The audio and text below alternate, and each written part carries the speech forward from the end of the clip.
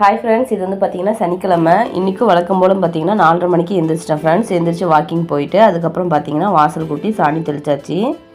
அதுக்கப்புறம் பார்த்தீங்கன்னா சமைக்க ஆரம்பிச்சாச்சு. ஒரு அடுப்பில் சாப்பாடு, ஒரு அடுப்பில் வந்து பார்த்தீங்கன்னா சுரக்காய் வந்து கிரேவி மாதிரி செஞ்சுருந்தேன். அதுக்கப்புறம் பார்த்தீங்கன்னா வெயிட்லெஸ்க்காக ஒரு 3 சிறுதானியத்தை வச்சு கஞ்சி ரெடி பண்ணலான்னு சொல்லி ரெடி பண்ணிகிட்டு இருந்தேன். அதுக்கு வந்து பார்த்தீங்கன்னா 300 கிராமுக்கு கொள்ளு சேர்த்துட்டு அதிலே ஒரு 50 இல்லை 100 கிராம் அளவுக்கு பாசிப்பருப்பு சேர்த்துட்டு நல்லா வறுத்து எடுத்துக்கலாம். அதுக்கப்புறம் கருப்பு கவுனி அரிசி ஒரு 1/2 கிலோ அளவுக்கு எடுத்துக்கிட்டு கொஞ்சமாக வந்து சீரகம் மிளகு சேர்த்து நல்லா அதையும் வறுத்து எடுத்துக்கணும்.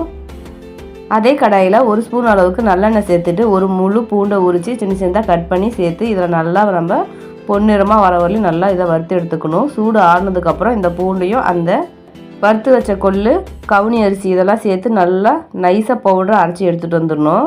இந்த பவுடரை வந்து நம்ம கஞ்சாக ரெடி பண்ணி யூஸ் பண்ணிக்கலாம். இது வந்து மார்னிங் பிரேக்ஃபாஸ்ட்டு அப்புறம் நைட்டு டின்னருக்கு நம்ம எடுத்துக்கலாம்.